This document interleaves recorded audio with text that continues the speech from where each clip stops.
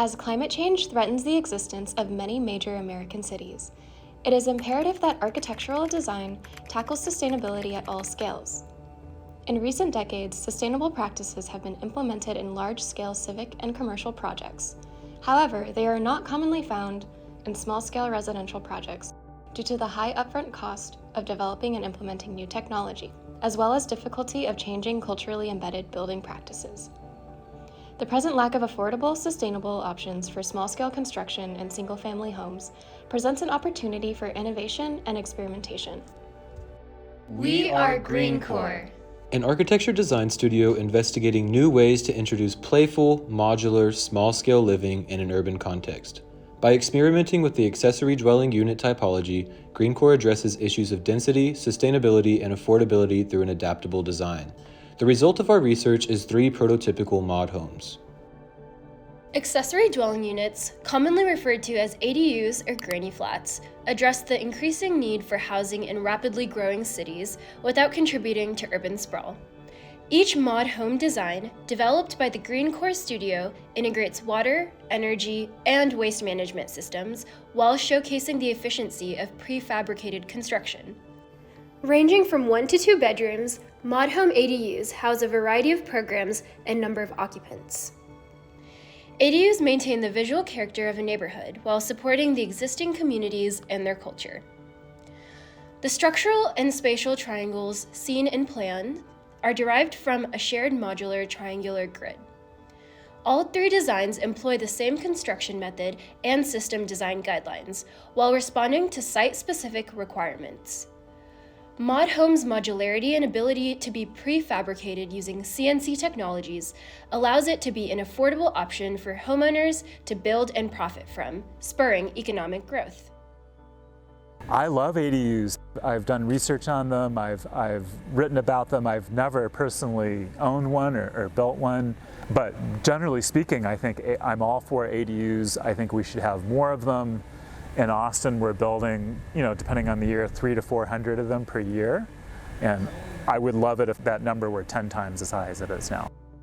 There's a lot of unused space in most people's front and backyards. So if you were to kind of tighten that up and add 2 or 3 houses or 4plexes or something like that, it would really allow for costs of properties to go down. So whoever's buying, you don't have to spend as much to make up the profit from the investor. There's also a housing crisis in terms of just not enough inventory in the city. So 2, 3, 4 little houses per property with small backyards would be a way to kind of keep the fabric of the neighborhood, the character, while also potentially quadrupling the number of people that could live here. Within the southeast region of Austin, Texas, adjacent to the Colorado River, is a 200-year-old neighborhood by the name of Montopolis. Nicknamed Poverty Island in the 1960s, the neighborhood's economic disadvantage and resiliency date back to its founding as a freedmen's town for sharecroppers after the Civil War.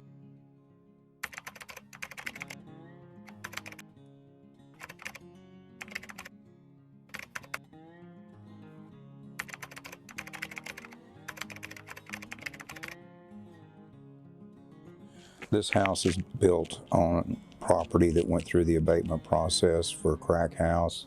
The house next door was built on property that went through the abatement process for a crack house. That house over there was a crack house. There's at least a dozen of them within a block of here. It was easier to get a crack rock and heroin here at 10 o'clock at night than it was to get a gallon of milk. One of the things that I grew up here in this neighborhood was that this was a real Hispanic neighborhood. We hardly ever saw any white people here. I grew up here with a lot of black people and a lot of Mexican-American people here. I think what we've seen here in the last 5 years is nothing compared to what's going to happen in the next 5 years. It's going to push a lot of these people that are in this neighborhood now, it will eventually push them out because they won't be able to afford to live here. Today, Montopolis sits on the precipice of change. Within a rapidly transforming metropolitan area, it brings forward a conversation regarding affordability, multi-generational housing, and urban density. There's no possible policy that can deliver a single family house on a quarter acre of land that's affordable to a middle income household. It's not possible. The houses in this neighborhood were going for somewhere in the 200 range, like mid 200s, 250-ish was kind of what I would consider the median house cost for, you know, a fixer-upper, but something that was livable. And now it seems like it's somewhere between $500,000 and $700,000 for the same house. Some of, like some of these homes that are going up here, they're so expensive. Like the house on the corner over there, I don't know if you guys noticed, they just finished it. And the house is basically like 200 square feet bigger than this house. They want $775,000 for that house. That's crazy. If you want people to not be displaced, the only way you can achieve that is by pairing anti-displacement policy with an acceptance of a lot of growth. Austin is an exploding city, and you know at some point the bubble is going to break, but the bubbles always come back. The thing that's remarkable about Austin is the rate of growth. Doubling every 20 to 25 years, that's something you're more used to seeing in the developing world rather than in the United States. So it just makes it very unusual.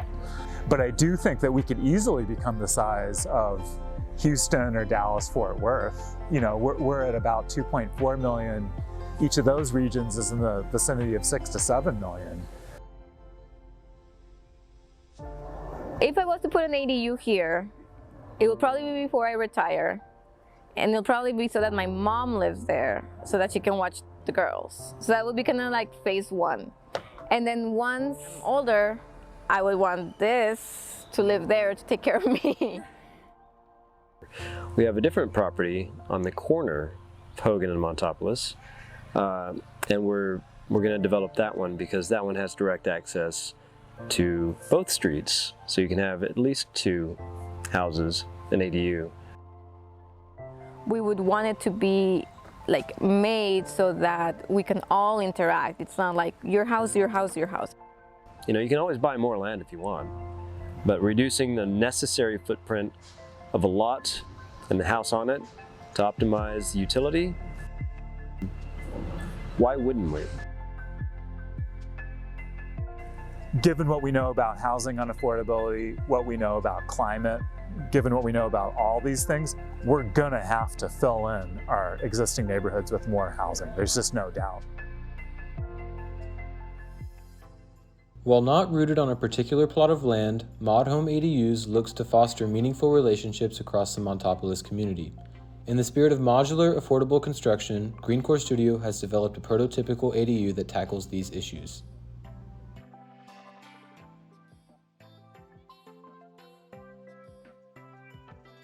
Water. Through the use of a cistern, rainwater is collected and stored within or beside the ADU. The slope of the modular roof system is strategically designed to optimize and direct the flow of water into designated collection points. Once collected, the water is filtered and transformed to potable water or non-potable gray water for use within the ADU.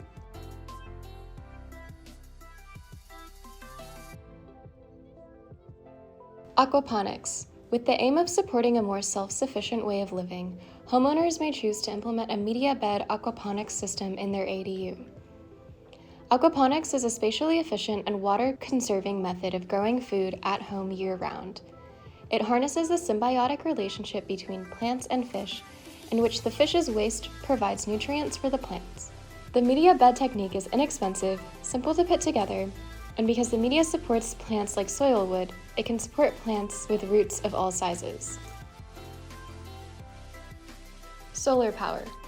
Photovoltaic panels are attached to the modular roof system at the optimal angle of 30 degrees facing south. These panels allow for solar energy to be harvested from the sun and converted to electrical currents. Heating and cooling. Through the use of an air-to-air heating and cooling system, the internal temperature of the ADU is easily regulated in a sustainable manner. A reversing valve allows the pump to both heat and cool the ADU regardless of outside temperatures. Passive cooling techniques such as natural and cross ventilation are also implemented. Waste. A compacting trash can allows waste to be collected less frequently. A gravity-fed RV toilet reduces water usage through a self-filling pedal, and the kitchen is configured to place all food within the optimal line of sight for increased awareness of available produce. As a kit of parts, Mod Homes ADUs can be built without loud noise or heavy machinery, and they're designed to work with existing neighborhoods and infrastructure.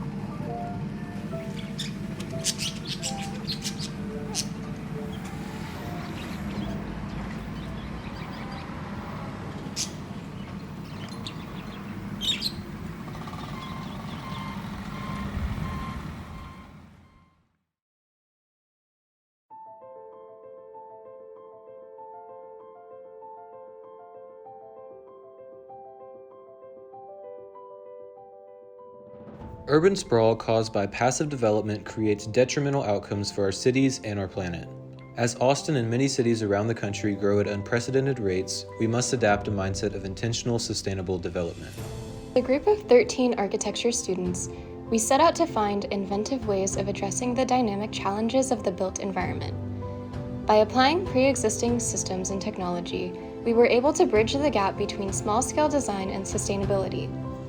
Through prefabricated construction as a kit of parts, homeowners can build their own mod homes ADUs. Cistern technology allows occupants to be more water conscious, while solar technology makes the ADU self-supporting.